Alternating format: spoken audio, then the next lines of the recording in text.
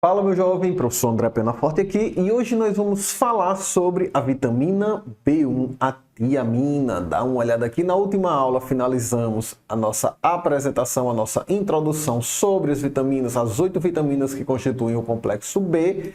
Nesta aula vamos falar especificamente sobre a vitamina B1, a tiamina. Como eu havia dito a vocês, a vitamina B1 ela está intrinsecamente envolvida nos processos energéticos, nos processos de produção de energia. Então vamos aqui entender como essa vitamina atua nesses processos. Olha isso. O que vocês estão vendo aqui é a célula. Tudo bem? Então estamos vendo aqui a célula. Dentro da célula nós temos a mitocôndria. Tudo bem? E aí, pessoal, a glicose, quando ela vai ser usada para a produção de energia, ela vai ser partida em 2 moléculas de ácido pirúvico. Aqui é importante ter em mente, ó, a glicose ela é um monossacarídeo formado por 6 átomos de carbono. Foi muito bem falado, né? Quando nós estudamos carboidrato. E aí, para que a glicose seja utilizada pela célula para geração de energia, ela tem que ser partida em 2 moléculas de ácido pirúvico.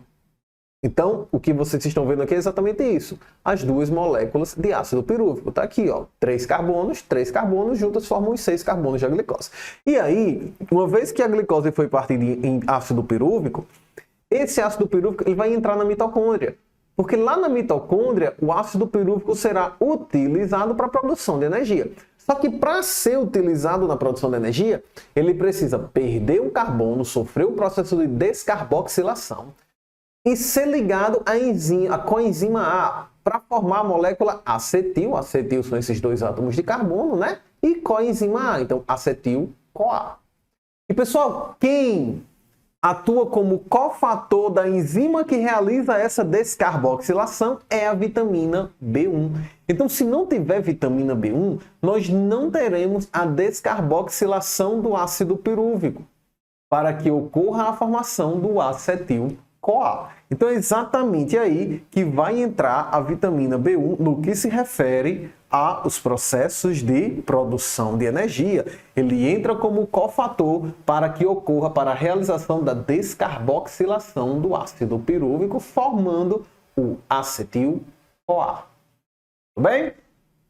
Então, se faltar a vitamina B1 na sua alimentação, se você não estiver ingerindo vitamina B1, você vai sentir aquela fraqueza, você vai se sentir fraco. Isso porque a sua célula só será capaz de quebrar a glicose. Pega ali a glicose de 6 carbonos, parte em 2 moléculas de 3 carbonos e para aí. Ela não vai finalizar o processo de quebra da glicose, até que ela seja totalmente degradada. Certo? Então não vai ocorrer a degradação completa da molécula de glicose. Ela vai parar aí, porque sem a vitamina B1 não tem como realizar a descarboxilação do ácido pirúvico, que é essa moléculazinha de 3 carbonos. E aí você vai se sentir fraco, fadigado, cansado. Ok? Então essa é a função da B1 no que se refere à energia. É evidente que essa não é a única função da B1 e eu trouxe outras para vocês. Dá uma olhada nisso daqui, ó. Ela vai atuar dentro do sistema nervoso central. E aí tem cimento, ó, sistema nervoso central. Aquela região que está aqui, ó, constitui o encéfalo e a medula espinhal. O encéfalo, que é basicamente essa região, sistema nervoso aqui da cabeça, certo? O cérebro, o cerebelo, o bulbo, a ponte e a medula espinhal. Então ela vai atuar ali no sistema nervoso central, também no sistema nervoso periférico, que são os nervos que saem da medula, certo? Então aqui todo o sistema nervoso, tudo bem? E ela vai atuar no sistema nervoso produzindo também neurotransmissores, pessoal. Os neurotransmissores são de extrema relevância para garantir a transmissão do impulso elétrico, do impulso nervoso. Você tem a geração do impulso nervoso, e aí esse impulso nervoso precisa de neurotransmissores para garantir a sua continuidade, exatamente como eu estou mostrando aqui. Dá uma olhada nisso, ó. Então você quer gerar impulso nervoso.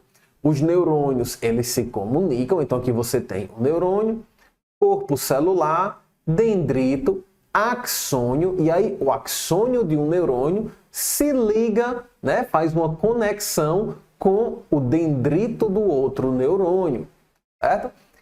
Essa conexão entre os neurônios nós chamamos de sinapse ou fenda sináptica. A verdade, pessoal, é que os neurônios eles nunca se tocam, não. certo? Então vai ali, o axônio vai formar uma sinapse com o dendrito do outro neurônio. Só que elas nunca se tocam, há sempre um espaço ali entre um e outro. Nós chamamos desse espaço de fenda sináptica. E é nesse espaço, dá uma olhada aqui, olha só. E é nesse espaço entre os dois neurônios onde são derramados os neurotransmissores. Então, por exemplo, você está sentindo prazer. Nesse momento, os seus neurônios estão se comunicando e liberando ocitocina, que é o hormônio do prazer, ou serotonina, que é outro hormônio do prazer. Certo? Na verdade, a ocitocina é o hormônio do amor, né? Serotonina é o hormônio do prazer. Então, isso que vocês estão vendo aqui é o neurotransmissor sendo despejado de um neurônio para outro. Certo? Mais especificamente, despejado do axônio do neurônio para o dendrito do outro neurônio. E é isso que garante a continuidade do impulso nervoso, certo? O neurônio ele gera esse impulso elétrico, ele dispara essa corrente elétrica, e essa corrente elétrica ela vai parar aqui no finalzinho do axônio. Então, quando chegar aqui no axônio, ela para. Certo? Chegar lá no final, ela para, despeja os neurotransmissores, e esses neurotransmissores, recebidos pelo outro neurônio, o outro neurônio interpreta a informação e dispara uma nova descarga elétrica, garantindo a continuidade do impulso nervoso. Tudo bem? Então, se faltar vitamina B1, você não vai conseguir produzir os neurotransmissores, óbvio. Vai ter problemas no sistema nervoso central e periférico. Tá bom? Dando continuidade nas nossas características, ele também realiza a mielinização, a formação da bainha de mielina. Gente, a bainha de mielina, que é essa camada de gordura, ela é de extrema importância para um neurônio. Se ocorrer uma desmielinização, o neurônio perder essa bainha de mielina, então você começa a ter problemas no sistema nervoso, você começa a perder coordenação motora, começa a perder movimento, capacidade de fala, ok? Começa a desenvolver problemas no nervo, você começa a desenvolver neuropatias, certo? São doenças nos nervos. Bom, então veja que essa vitamina B1 ela é extremamente importante, principalmente no que se refere a essa formação da bainha de mielina. Existem vários fatores para formar a bainha de mielina. B1 é só um deles. Por exemplo, o ômega 3. Se a sua alimentação não tiver ômega 3, você não forma bainha de mielina. É por isso que a mãe, quando está lá tendo um bruguelinho, amamentando o bruguelinho, né, dando de mamar ao bruguelinho, tem que ter, é ideal que ela tome um suplemento de ômega 3 justamente para formar o cérebro do bruguelinho ali, já que senão vai ser retirado dela. Tudo bem? Vai ser retirado do cérebro da mãe para poder formar o cérebro da criança. O cérebro da mãe sem ômega 3, ela vai acabar desenvolvendo depressão pós-parto. Certo? Então temos toda essa problemática.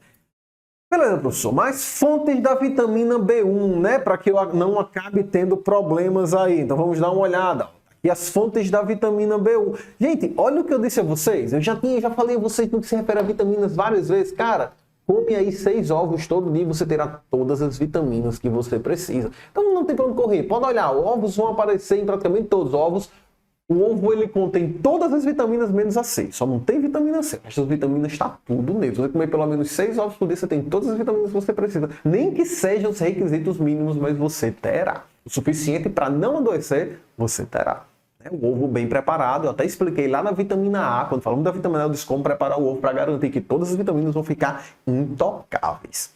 Bem, perfeitinhos como deve ser. Então tá aqui algumas fontes de vitamina B1. Praticamente tudo que é alimento tem B1. Certo? Dê uma olhada. As carnes tem, ovo tem, leite e laticínios tem, certo? Vegetais possuem, quase tudo tem B1. Não é uma vitamina muito difícil de se conseguir, não. Mas se faltar, você vai desenvolver o beriberi. Tudo bem? Dá uma olhada aí nos sintomas do beriberi. Então, gente, como eu disse a vocês, a vitamina B1 ela está muito envolvida em processos energéticos e formação do sistema nervoso central e periférico. Certo? Então, se faltar a vitamina B1, você vai ter problema nessa área. E olha como o beriberi afeta essa área. Olha como ela afeta essa região.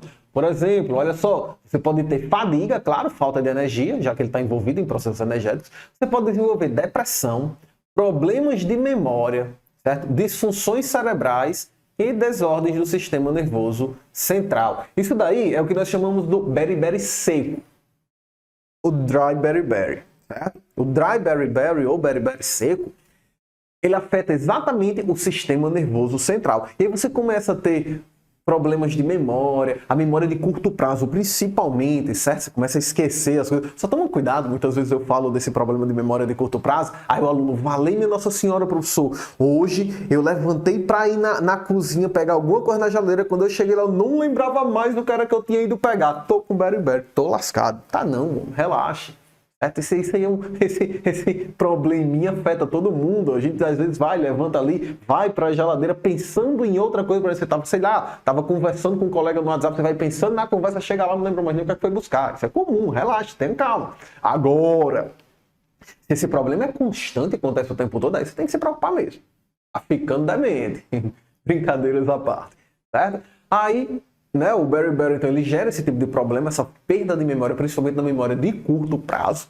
Tá bom? Já em estágios mais avançados, vai gerar dificuldades de fala, perda da fala, principalmente pela desmielinização do neurônio. Lembra que eu falei lá da formação da bainha de mielina? Pois é, a bainha de mielina é importantíssimo para garantir a transmissão do impulso nervoso. Se o neurônio desmieliniza, ele perde essa camada protetora, ele perde esse isolante elétrico, e sem esse isolante elétrico, o sistema nervoso não flui mais corretamente.